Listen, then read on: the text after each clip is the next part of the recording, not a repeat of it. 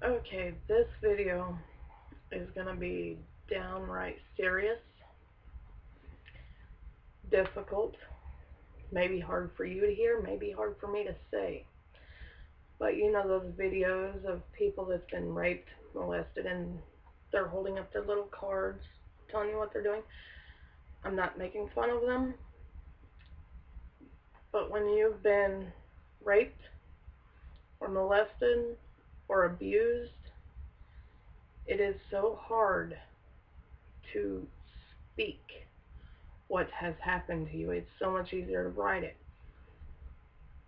But I'm not doing the card thing. I'm going to tell you exactly what I went through, how it affected me, in hopes that, say your child was, I hope not, raped or molested, how you can understand what is going through their head, or maybe you know somebody that has been through it, and maybe it's going to help you to understand, because after that happens to a child, that child's never going to be right. You're never going to forget it. It's going to be in there. I was molested from the time I was 5 years old. That's my earliest memory, sad to say. My grandpa, I'm not crying yet, I'm getting over a cold, but my grandpa molested me. I don't know if it started before then or after. I just remember up to right before I was taken into DHS custody for it. I remember my grandpa saying that it was our little secret.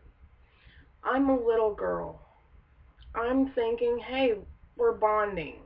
I didn't know it was wrong. I had no idea. I didn't know anything about that. So I didn't know I was doing wrong, which I wasn't doing wrong. I wasn't. I was just a child. He was doing wrong, but I did not know it was wrong. So when the police came and put me in their car to take me away from my mother and my grandmother did not know. I kept Grandpa's secret. They did not know. The reason the police came was because the neighbors said it happened to them too, and so I told them, and they called the police, and they took me from my mom and grandma. I felt bad. I thought, at that time, I thought it was my fault because I thought I was being punished because I got taken from my mom and my grandma when they did nothing wrong. They didn't know. And my mom and grandma fought to get my custody for me back. But while I was in DHS custody, my grandpa did shoot himself before he was uh, sentenced on the crime, which I haven't, I for, it's hard to say if I forgive him because I don't really remember much. Let's just say I'm not letting it affect who I am today. That's how I'm going to say it. But after that, it wasn't over. My mom and dad got back together, and I moved to the other side of the lake where my dad lived. The first time I met him, actually. Kind of exciting when you first meet your dad when you're around 6, 7 years old. But there was some neighborhood boys, and they molested me. They raped me up until I was 15 years old. 15. So from about 10 years old to 15 years old, I'm still being raped. I'm still being molested. On these occasions, I did not tell my mom and dad because I was afraid.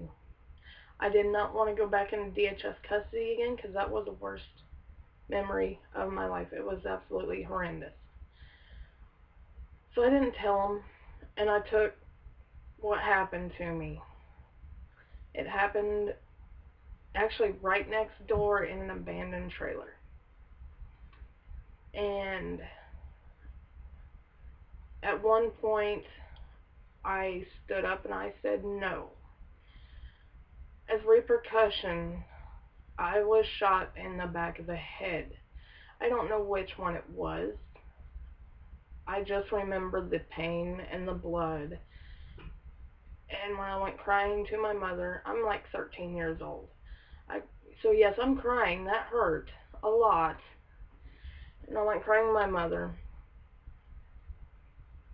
And like I said before, I was not raised in a child-friendly environment. My mother asked me what happened. I said I don't know, because at that time I wasn't sure. I was freaking out. My head was pounding. There was blood gushing everywhere. I was panicked. I was so scared. My mom just put a towel on my head and put me to bed. Alright, most of your parents just flipped out. I know you did, because I did when I get older. But I'm not going to let that hold me back. What's past in the past is in the past, and it's staying in the past. And it took me a long time to get as normal as I am now, over all the abuse that I've suffered. But I do still have a scar on the back of my head. The reason I'm still alive was because whoever shot at me was shooting for a chest shot. But it must have been God, because I bent over right at the right time and it grazed the back of my head. Ow. Makes me hurt a little bit thinking about it again. But up until then, I never told anybody that I was molested and I was raped. I did write in my diary. I found it years later and I burned it because I was still embarrassed. I was molested by my ex-boyfriend's dad. I was embarrassed and I felt ashamed. But then I grew to like the attention. Now that embarrasses me today to say, but it is the truth, because I was bullied my whole life. Still am. I'm used to it. But I was bullied my whole life. So the attention that I was getting in my head from being abused so much in my head, I was like, yay, I'm getting attention. They like me. I craved that attention because I had been, conditioned to it. And at 15, I got in a fight with my dad and I moved to Colorado, Denver, Colorado. I loved it up there. I miss it up there. But at one point, I was raped up there. And I thought it was all over. No, it got worse. Apparently, I got accused of making false accusations because I told my friend, and I got jumped. I got my ass beat. Oops, sorry, my butt beat. It's one of those things that's going to happen. So I moved back to Oklahoma. That's where I am. And then, because of my emotion, I craved, also because my mom and dad did not love each other. No, they did not love each other. I don't know why they was together. They tried to kill each other constantly, and I'm serious, tried to kill each other. My mom's tried to shoot my dad's tried to shoot my mom's cracked my dad upside the head with a wine bottle and almost killed him. Literally tried to kill each other. So I didn't even know what love was. I had no sense, no concept of what love or relationship I should be in, what it should look like. So I craved a real family. I craved love. The first time I seen love, I went to my best friend's house. And her mom and dad were high school sweethearts, and they stayed married till the day that mom passed away, and God rest her soul, I miss her to bits. She was my second mom. She took me in when she found out that I was not in an environment I should be. And I saw the love there, and that's when I knew I needed that. And I was in such a rush to get married, to have my own kids, to start a family, and have it the way that I wish I had my family. I was literally in a rush. So So at 16 years old, I got with my first husband that was 21 years older than me. Yes, 16 years old, and he was 21 years older than me. Yeah, that's bad. But he didn't physically abuse me. He did not molest me. He did not rape me. What he did do is mental abuse. Lots of mental. And I didn't even know about mental abuse, but now I do. But I think I got off track. If your kid or somebody you know was molested as a child, their brains are not going to be the same. It's like shorting out your hard drive. And it can take a long time to get as far as I did. I had no counseling whatsoever to get me through. What I've gotten here is I did myself. I decided my past is not going to define me today. My past is going to make me stronger. And everything that's happened to me, it is in the past. But maybe by telling y'all, I can help you. If you are a child, a teenager that is being raped or molested, please speak up. Please, that should not happen to you. It should never happen to any kid. I wish it didn't. I don't care you like if you like the attention. Trust me, it's not the attention you're looking for. It's really not. It's not this. It's not love. It's gross. It's disgusting. No child should ever know about those things until they are of legal age, apparently, or hormones kicking. But I'm seeing it happen to younger and younger children. And the babies, come on now. Come on, people. How nasty can we get? It's a baby. A baby. That's gross. That's disgusting. You should go turn yourself in if you can look at a baby and think any kind of sexual nasty thought with that. Seriously. But if you are a child and you are being molested, raped in any way, speak up. You know what? Email me. I will email you back. It's going to be a tough road for you, and I'm sorry that that's happened to you. But now that it's happened, that road's going to be bumpy, but once you reach the end, you're going to come out strong as a tiger. Don't let your past break you down. Don't let what happened to you break you down. Some people never come out of their shells. After that happens to them, they lock themselves up into the shell, and they lock it up tight. They don't come out. I'm not having a shell. No, I'm going to be out there in the open. I want my past, my pain, my agony that I endured to help others. I'm not going to hide from it. I know what happened to me. I can name off everybody that's done it to me. Almost everybody. Almost. But it's in the past. And I wait for the day that karma gets them.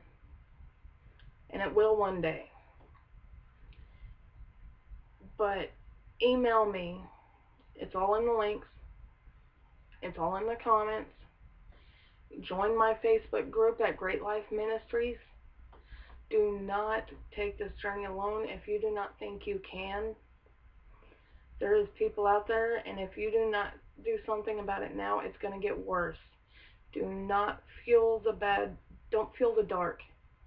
Feel the light. Don't let it break you down. You are not in the wrong. But what happened to you is pure evil. It has stripped you of your innocence. Do not turn evil because of what's happened to you. You've got to fight that. Turn to God if you need to. But in any religion, I don't care what religion you are, if somebody has molested a child, that is evil. That is Satan. That is disgusting. No, never should happen. It happened to me way more than it should because I was scared. I still have nightmares about it. I still have anxiety and panic attacks. It will never stop. My battle will never end. But I will keep fighting and I will keep coming out stronger. After every round and every match that I fight.